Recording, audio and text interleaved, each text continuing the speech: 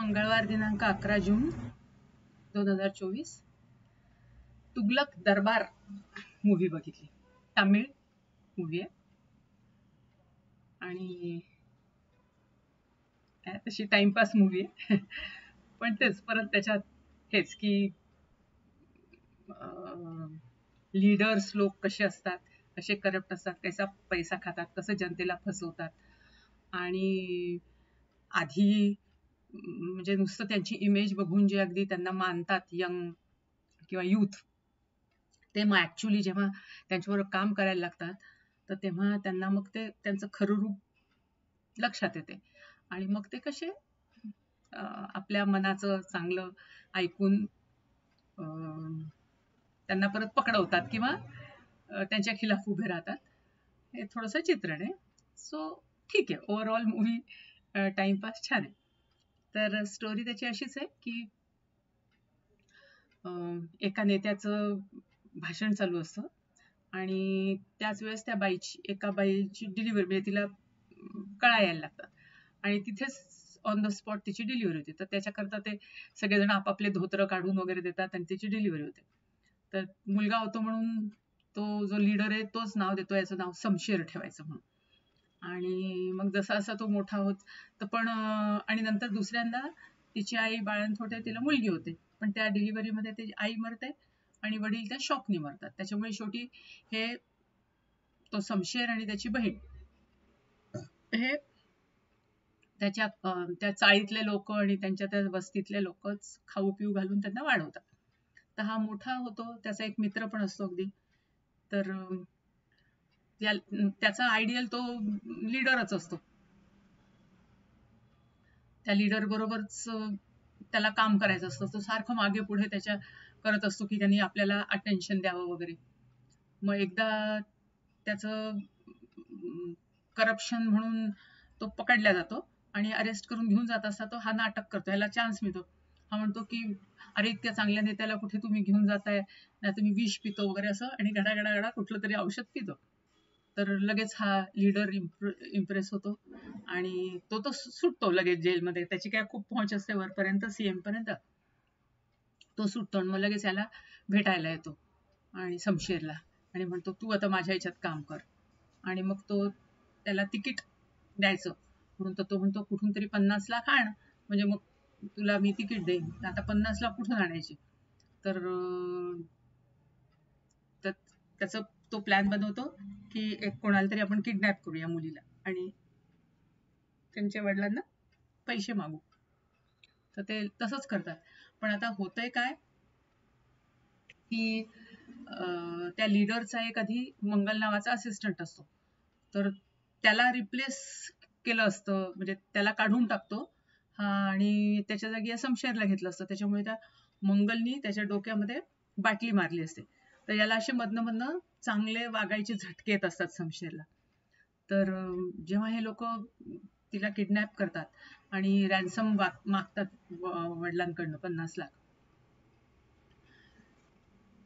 तर त्याच वेळेस ह्याला एकदम अंतर्मन त्याचं जागृत होते. डोळा असा असा लवायला लागतो आणि तो चांगला माणूस होतो आणि तिलाच सोडवतो आणि तिच्या घरी पोहोचवतो आणि वडिलांना म्हणतो की ही मला सापडली वगैरे. त्याच्या मित्राला कळतच नाही असं काय हा वागून राहिलाय. मग वडिलांना तो पैसे मागतो की, म्हणजे ते म्हणतात मी काय मदत करू तुमची? तर ते म्हणे मला असे 50 लाख पाहिजे. तर ते म्हणतात नाही, पैसे सोडून तुम्ही काही सांगा. हा म्हणतो ठीक आहे, मग राहू दे. मग हा म्हणजे जातो, पण ती तर मुलगी भाळलेली असते याच्यावर की ह्याने मदत केली, पैसे पण नाही घेतले वगैरे असं. तर मग तीच दुसऱ्या दिवशी पैसे आणून देते. तर ते पैसे तो जमा करतो तिथे लीडरकडे आणि उभा राहतो इलेक्शनमध्ये. आता तो जो मंगल असतो, जो ज्याला काढून टाकलं असतं, तो पोचलेला पॉलिटिशियन असतो. तर तो प्रत्येक घरात जाऊन नारळ आणि त्याच्या आतमध्ये पैसे असं लोकांना वाटतो. त्याच्यामुळे सगळेजण त्यालाच वोट देणार हे निश्चित असतं. सगळे म्हणतात समशेर तू काही जिंकत नाहीस. मग शमशेर एक आयडिया करतो. तो म्हणतो आता आपण कसं यांच्या मनामध्ये इम्प्रेशन, तर त्याच वस्तीतली एक बाई बाळंतीण होणार असते. तो तिला बहीण म्हणजे असं म्हणत असतो त्या वस्तीतल्या सगळ्यांना. तर म्हणजे वेळेवर कोणीतरी म्हणतं सुईल की बाळ फिरलंय म्हणे उलट, त्याच्यामुळे इथं नाही, आता तिला हॉस्पिटलमध्येच न्यावं लागणार. आता कोण नेणार एवढं, कोण? तर तो आपल्या मित्राला सांगतो तू रिक्षा. पण मग लगेच त्याला एक आयडिया सुचते. तो स्वतःच तिला घेऊन पळत सुटतो आणि हॉस्पिटलमध्ये तो सगळा व्हिडिओ सगळे लोक बघतात आणि म्हणजे पाहतात की हा किती करतोय वस्तीच्या लोकांकरता. लगेच दुसऱ्याशी दणादण दणादण त्यालाच वोट मिळतात आणि तो जिंकून येतो. तर झालं. मग आता जिंकल्यावर तो अजून खुश लीडर. मग तो म्हणतो की आता तू जिंकलास तर तू आता तुझ्या वस्तीत राहतो त्या जमिनीचा सौदा, कारण तिथे आपल्याला एक मोठं कॉम्प्लेक्स बांधायचंय. तर ते एक बाई 50 करोड घेऊन आलेली असते आणि तिला साईन वगैरे करायला लावतो पेपर्स. त्याच्यावर हा साईन करतो. पण पुन्हा जेव्हा घरी जातो ते पेपर्स घेऊन, आणि म्हणजे पेपर्स त्या लीडर ठेवतो आणि पैसे घेऊन जेव्हा घरी जातो लीडर त्याच्याकडे देतो पैसे ठेवायला सांभाळून. तर परत त्याचं मन जागृत होते आणि तो रात्रीतनं त्याची ती फाईल हे करतो, चोरतो ऑफिसमधून आणि ती मीडियाकडे देतो. आणि पैसे पण 10 करोड स्वतःकडे ठेवतो आणि 40 करोड आपल्या मित्राला सांभाळायला ठेवतो. म्हणतो की माझ्याकडनं काही होईल, तू हे सांभाळून ठेव. आणि विसरून जातो तो. म्हणजे त्याला तो जेव्हा चांगला होत असतो आणि वाईट होत असतो तेव्हा तो चांगल्याच्या वेळेस काय केलं ते सगळं विसरून गेलेलं असतं. झालं. दुसऱ्या दिवशी मीडियामध्ये सगळं पब्लिश होतंय की हे असं करप्ट नेता आणि हे आपल्या याचं बस्तीचं हे केलंय वगैरे डील. झालं. तो लीडर एकदम भडकतो याच्यावर. बस्तीतले लोकही त्याच्यावर ओरडतात की कसा तू, आम्ही तुला खाऊ पिऊ घातलं, मोठं केलं आणि तूच आपल्या वस्तीला. तो म्हणतो नाही नाही म्हणे, तुम्हाला माझ्यावर विश्वास नाही का? मीडिया काही पण सांगते. नाटक करतो तो, अंगावर रॉकेल ओतून जाळून वगैरे घ्यायचा. मग सगळे म्हणतात बरं बरं बरं. तर मग ते मीडियावाले म्हणतात की आज तो माणूस पण येणार आहे ज्यांनी आम्हाला कागदपत्र दिली.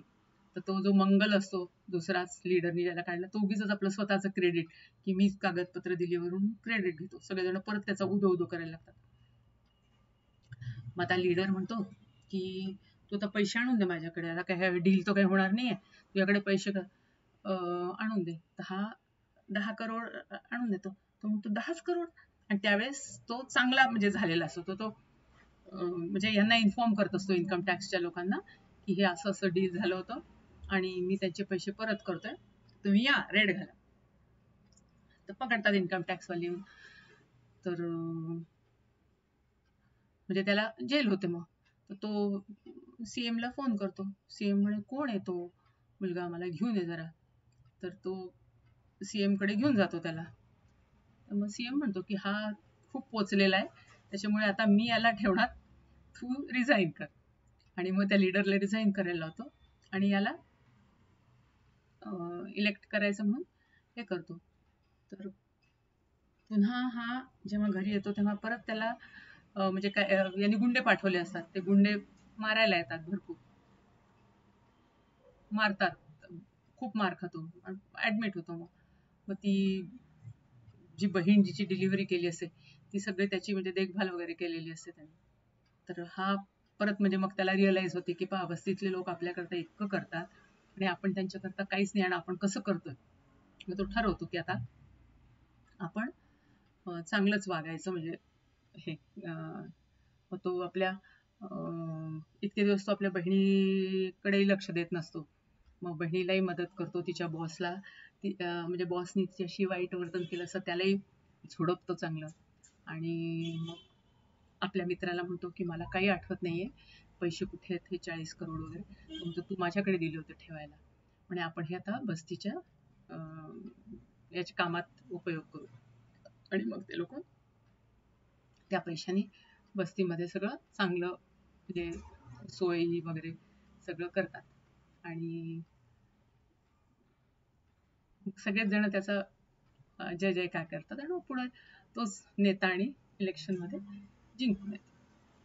तर टिपिकल अशी स्टोरी आहे, पण ठीक आहे, म्हणजे टाइमपास.